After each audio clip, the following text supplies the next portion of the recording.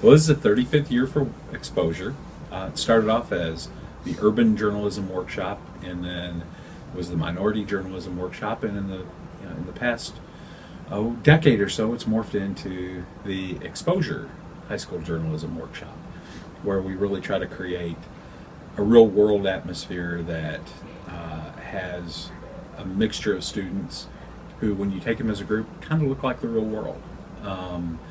But we bring a dozen students from all across the country to Bowling Green, and they spend 9 days totally immersed in journalism from sun up until well past sundown. And we try to keep them busy, helping them learn how to tell stories, how to report, how to shoot photos, how to shoot video, and try to give them a real world experience that is going to help them decide whether they have that passion for journalism that you need to have in order to do it well.